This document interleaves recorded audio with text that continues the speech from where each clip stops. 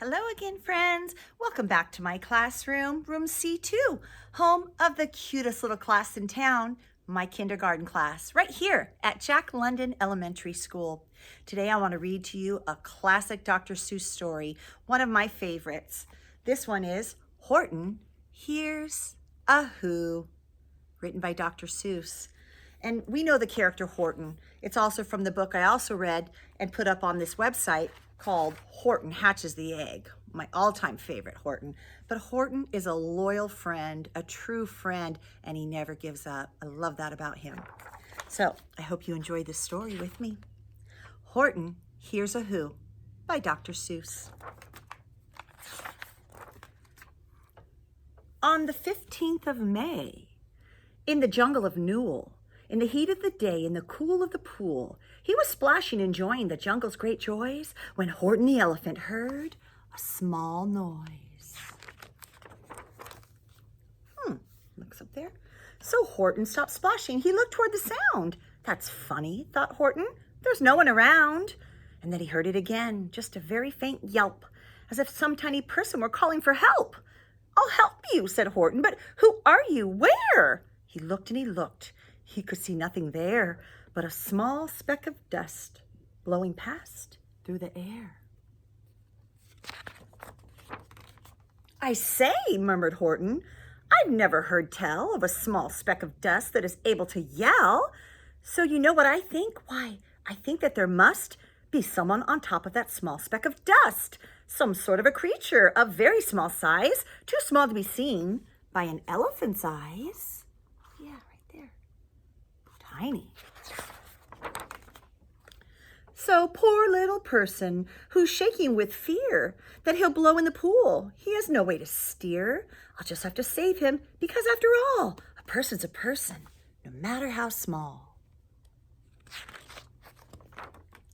So gently and using the greatest of care, the elephant stretched his great trunk through the air, and he lifted the dust speck and carried it over and placed it down safe on a very soft clover. Okay. Hum, humphed a voice. 'Twas a sour kangaroo, and the young kangaroo in her pouch said, huh, too. Why, that speck is as small as the head of a pin. A person on that? Why, there never has been. They don't believe Horton. Believe me, said Horton, I tell you sincerely, my ears are quite keen and I heard him quite clearly. I know there's a person down there, and what's more, quite likely there's two, even three, maybe four. Quite likely a family, for all that we know, a family with children just starting to grow. So please, Horton said, as a favor to me, try not to disturb them, and please just let them be.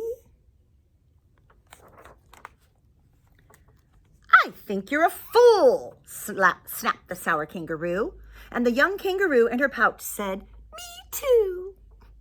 You're the biggest blamed fool in the jungle of Newell. And the kangaroo plunged in the cool of the pool.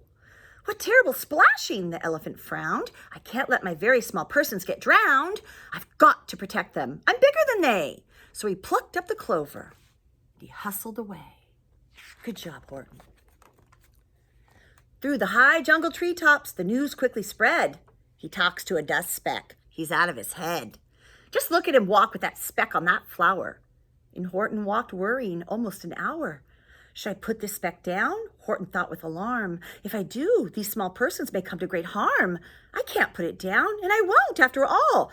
A person's a person, no matter how small. Faithful Horton. Then Horton stopped walking. The speck voice was talking. The voice was so faint he could just barely hear it. Speak up, please, said Horton, and he put his ear near it. My friend, came the voice, you're a very fine friend. You've helped us folks on this dust speck to no end. You've saved all our houses, our ceilings and floors. You've saved all our churches and grocery stores. Good job, Horton. You mean? Horton gasped. You have buildings there, too? Oh, yes, piped the voice. We most certainly do. I know, called the voice. I'm too small to be seen, but I'm mayor of a town that is friendly and clean.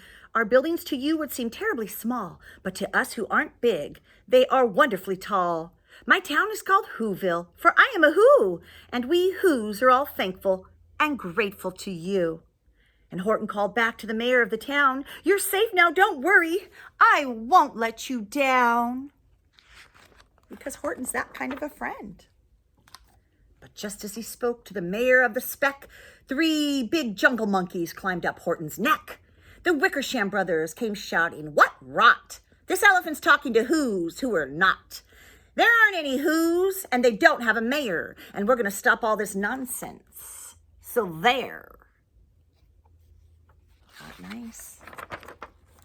They snatched Horton's clover. They carried it off to a black-bottomed eagle named Vladikoff, a mighty strong eagle of very swift wing. And they said, "Will you kindly get rid of this thing?"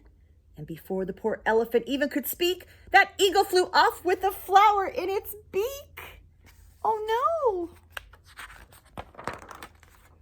All that late afternoon and far into the night, that black-bottomed bird flopped his wings in fast flight, while Horton chased after him with groans over stones that tattered his toenails and battered his bones, and begged, "Please don't harm all my little folks who have as much right to live as us bigger folks do."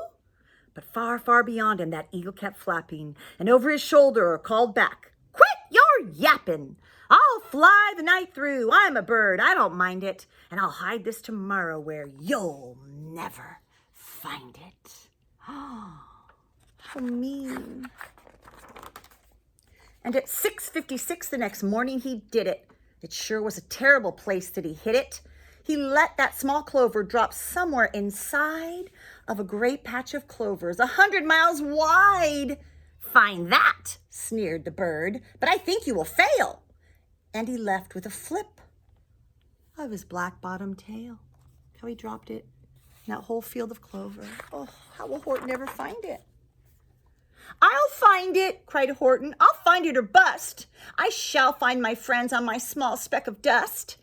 And clover by clover by clover with care, he picked up and searched them and called, "Are you there?" But clover by clover by clover, he found that the one that he sought for was just not around. And by noon, poor old Horton, more dead than alive, had picked, searched, and piled up 9,005. Oh, he's trying so hard.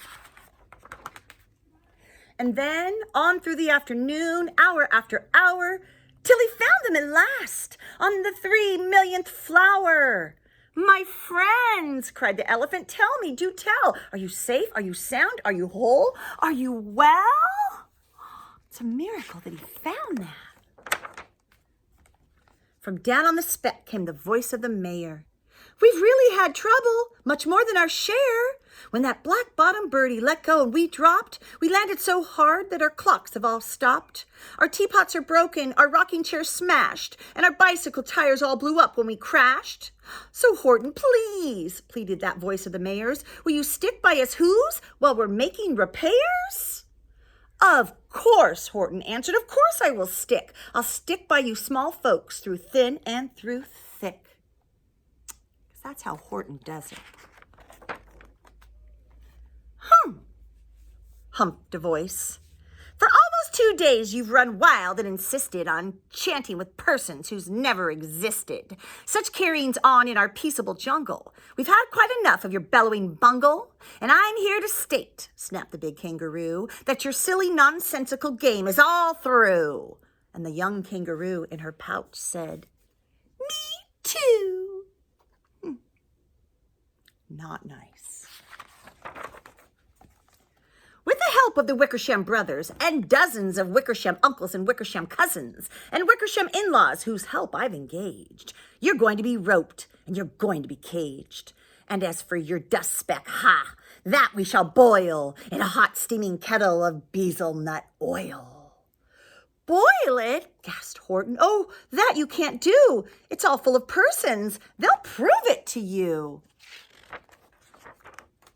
Mr. Mayor, called Horton.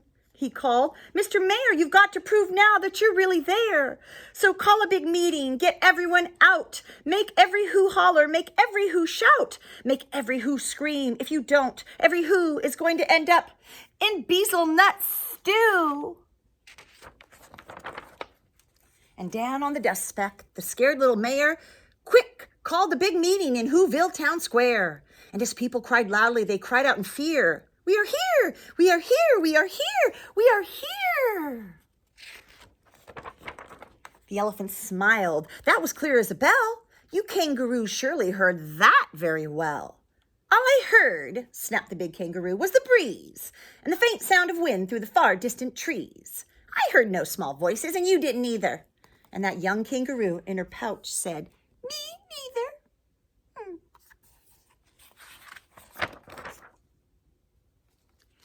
"Grab him," they shouted, "and cage the big dope. Lasso his stomach with 10 miles of rope. Tie the knots tight so he'll never shake loose, and then dunk that dumb speck into hazelnut juice."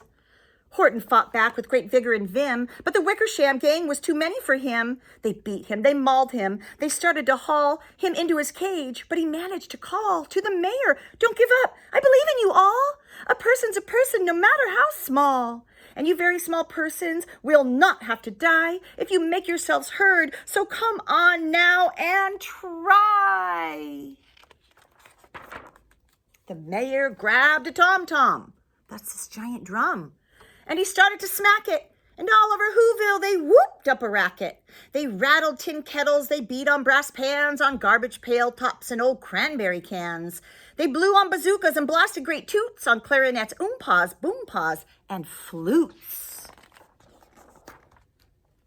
Great gusts of loud racket rang high through the air. They rattled and shook the whole sky. And the mayor called up through the howling in mad hullabaloo, "Hey, Horton, how's this? Is our sound coming through?" And Horton called back, "I can hear you just fine, but the kangaroo's ears aren't as strong, as quiet as mine. They don't hear a thing. Are you sure all your boys are doing their best? Are they all making noise? Are you sure every Whoville down in Whoville is working? Quick, look through your town. Is there anyone shirking?" Through the town rushed the mayor from the east to the west, but everyone seemed to be doing his best. Everyone seemed to be yapping or yipping. Everyone seemed to be beeping or bipping. But it wasn't enough, all this ruckus and roar. He had to find someone to help him make more. He raced through each building. He searched floor to floor. And just as he felt he was getting nowhere and almost about to give up in despair, he suddenly burst through a door, and that mayor discovered one shirker quite hidden away in the Fairfax Apartments, apartment 12J. A very small shirker named Joe was just standing and bouncing a yo-yo, not making a sound, not a yip, not a chirp. And the mayor rushed inside and he grabbed the young twerp. And he climbed with the lad up the Eiffelberg Tower. "This," cried the mayor, "is your town's darkest hour. The time for all who have blood that is red to come and to aid their country," he said. "We've got to make noises in greater amounts, so open your mouth, lad, for every voice counts." Thus he spoke as he climbed, and when they got to the top, the lad cleared his throat, and he shouted out, "Yop!" And that yop, that one small extra yop, put it over. Finally, at last, from that speck on that clover, their voices were heard. They rang out clear and clean, and the elephant smiled. "Do you see what I mean?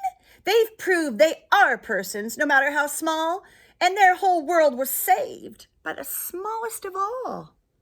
"How true! Yes, how true!" said the big kangaroo. "And from now on, you know what I'm planning to do? From now on, I'm going to protect them with you." And the young kangaroo in her pouch said, "Me too." Oh, what a turnaround. From sun in the summer, from rain when it's fallish, I'm going to protect them, no matter how smallish. A person's a person, no matter how small. Thank you, Horton.